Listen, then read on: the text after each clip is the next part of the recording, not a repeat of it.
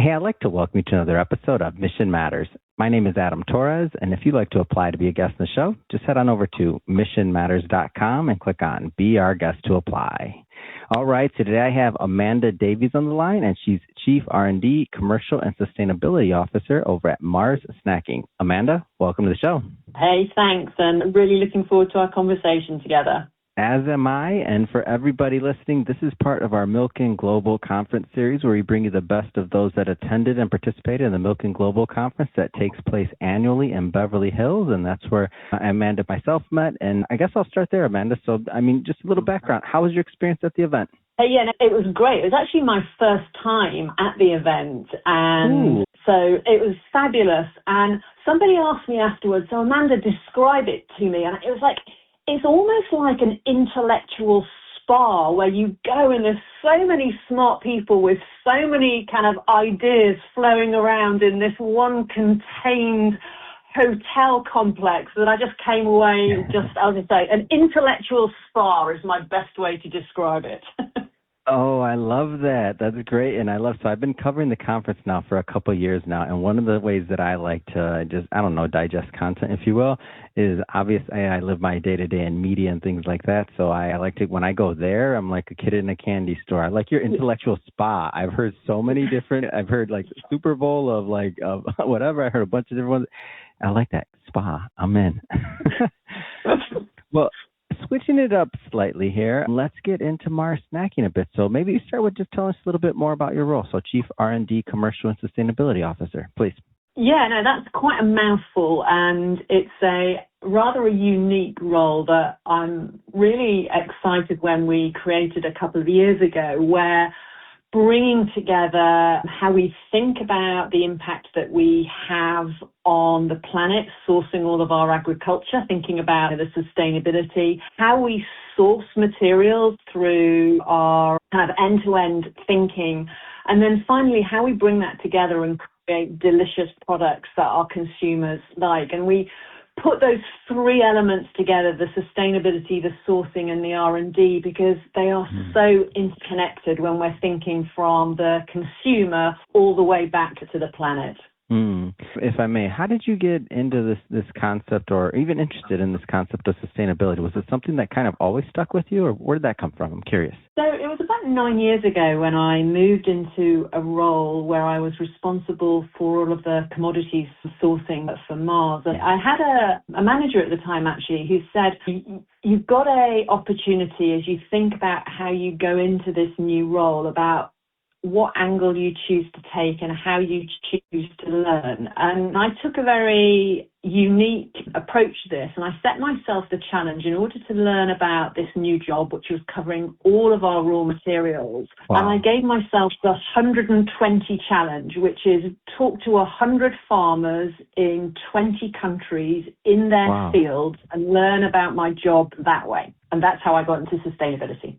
Oh my gosh, that's amazing. Where'd you come up with that number? That's such I'm like, that number's amazing. Yeah, it was just when you were kind of thinking about how do you learn, and often when you go into roles, you start in your office with PowerPoint talking. Absolutely. And I just wanted to do something a bit different. And at the end of the day, I've got the privilege of working in a family business and a generational business. And I thought, why don't I learn about our business through the stewards of agriculture, which are farmers, and kind of learn about it kind of farm forward versus PowerPoint back. Oh my gosh, farm forward, I'm loving it.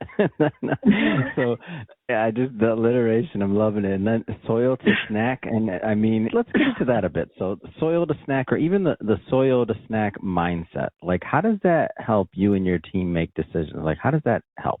Yeah, well, I think, first of all, going back to who we are as a business, we make delicious snacks that consumers enjoy around the world. Absolutely. But that's one end of the pipeline, as it were, our consumers. And then if you think about our ability to do that, our resilience in order to be able to provide those snacks around the world for all those consumers, it starts with where our kind of raw materials are grown in the soil. And so it is a cue to alliteration, soil to snack, but it talks about the mindset of what we must understand if we are in roles like mine, have the privilege to be able to have that stewardship over the sourcing, the sustainability, and how we design products.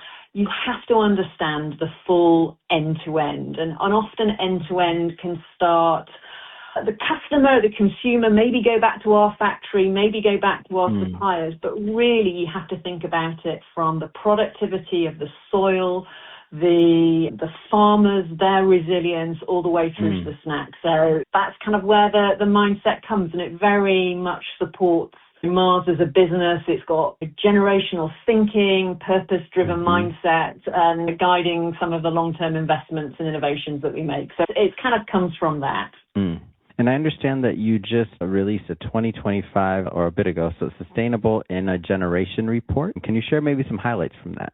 Yeah, no, I can talk about some of the highlights from that, or I can talk about, and maybe I'll intertwine the two, which is also what sometimes you can talk about a report which is your corporate version of what you say, and the question is, does it match up with how you show up as a leader so that the words match the actions? Now, look, in the report, you can talk, you talk about some results we're incredibly proud of about how we've reduced our absolute carbon emissions by 6.4% in 2025, and that's versus 17%, 16.9 versus a 2015 baseline, while growing the business 75%. So we're really, really committed and driving change. That's because we, again, going back to the soil, spend time with farmers, be that in dairy, as we think about some of the work we've done around the world on dairy, thinking about greenhouse emissions there, some of the regenerative projects we've got going on with Cheez-It. So those are kind of the two things. We've also do a lot of work as we think about thriving people. So really understanding how the farmers in our supply chain thriving. Now, we've reached over 885,000 people in our supply chain, including 184,000 farmers through programs. Last week, I was speaking to 10 of those in Spain who'd come from a program that we have running there on rice, and that program has been running for 13 years. And just listening to farmers, putting farmers at the center of the work that we do. So just a kind of a couple of, anecdotes about, what it says in the report, and also the work that, my teams, but also that I expect of my teams about connecting with the work where it happens. With that type of scope, and I'm glad you said this, like over 800,000 people really touched or affected in this. What does it take to even put together or to wrestle a report like that? I'm just trying to wrap my head around that. I've obviously never created a report that big or that scope. What does it even take to put something like that together? Well, I think it's two things. So first of all, it's real strategic clarity about the things that matter most to us, because as I say, you have to make your choices, and I think it starts at an elevated point about saying, okay, where are the big pillars of the work? We have healthy planet, we have thriving people, and we have nourishing well-being. So the architecture comes from our strategic choices. The content, however, comes from the tens, hundreds of thousands of associates that we have around the world who are doing the work. And so if I give you how we create the content for this, is basically collecting, we probably have 10, 20x the amount of material as we create a report like this that comes flooding in every year, that we have to kind of be very selective about what we bring and share, because there honestly is more content. So it's that combination of strategic choices and just this richness of evidence an impact that's happening within the business. And it's a real privilege to get cited in the report. And so associates are incredibly proud when their work is mentioned, which I know the dairy team, and we recently got actually for some of the work we're doing on Protect the Peanut. So some of the recognition, it's just really important for the associates that do it. Wow, that's amazing. And as you go through this, I know you've been in this role for a bit now, does anything surprise you? Like at the end of putting either something like this together or otherwise, any surprises? I think a few things that surprise me or I'm still holding curiosity on. I think when you look at all the big impacts that you can make in these spaces in sustainability, Hmm. the humble farmer is the change agent that can drive it. So you can sit there as a huge business and think, oh, we want Hmm. X, Y, or Z. But if you haven't got the heart and mind of the farmer who is in the field, tending to the crop, tending to the soil, and you've got to keep the farmer central to these conversations of change. And I think Wow. making sure that that's always true. I don't know if it's surprising, but it always reinforces that you can have all the ambition in the world, but if you're not thinking about this kind of farmer forward, and if you think about it corporate back, you're never going to drive change. Because at the end of the day, when you're trying to do anything where you're unlocking change in a system, agricultural system, a social system, it's really a change management job that you're doing. The science is important, the intellect is important, but at the end of the day, it's a human change program that you're driving. How important is, and I don't know if this is the word you'd use, so you can definitely change it if this is the word you would use, but in a human change program or something like this that's affecting so many, and going to the root of the farmer, what role does culture, or if not the word culture, like whatever that is, that secret sauce, what role does that play in holding this all together?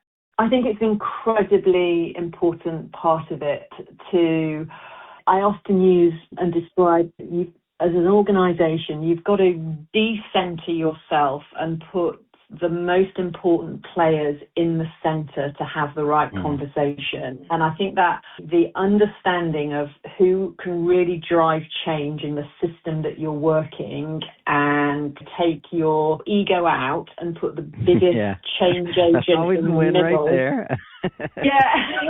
And I think you've got to do that as you're driving change. And often it's not the biggest business, the business with the most resources that sits in the middle.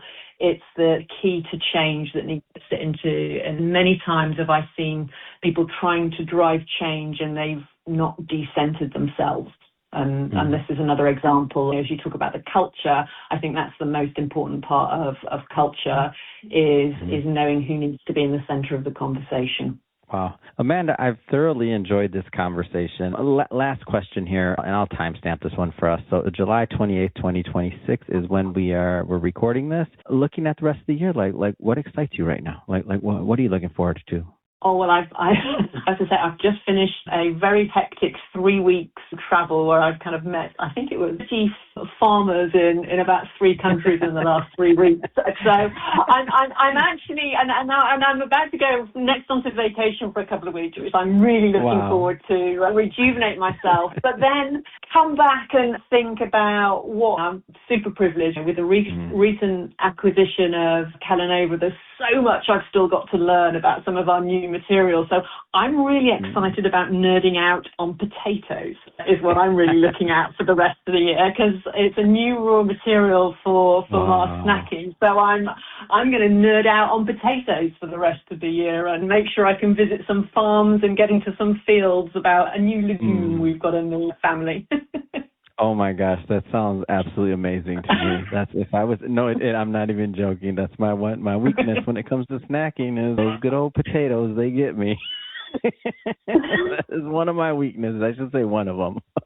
Well, Amanda, this has been an absolute pleasure having you on. If somebody wants to follow up, learn more, maybe check out the Sustainability in the Generation Report or anything else, how do people connect with the brand overall? Yeah, so if you go to mars.com and follow some of the sustainability links there, it will take you to our report there, so you can read through that. I'm a fairly avid LinkedIn sharer, so if you want to hear any of the programs on moving dairy forward, protect the peanuts, go and follow me on LinkedIn and you'll get to see some of the work we're doing there. Well, I always try to share both what we're doing well, some of the learnings, so that other people can benefit from what we're trying to do. It's to really see how we can make sure I can create some learnings that are relevant for all in this space. Wonderful. And for everybody listening, just so you know, we'll definitely put some links in the show notes so you can just click on the links and head right on over and connect and also grab that report. And speaking of the audience, if this is your first time with Mission Matters and you haven't done it yet, hit that subscribe or follow button. This is a daily show. You heard me correct. Each and every day we're bringing you new content, new ideas, and hopefully new inspiration to help you along the way in your journey as well. So hit that subscribe or follow. And Amanda, thank you for coming on the show. Thank you. It's been a pleasure.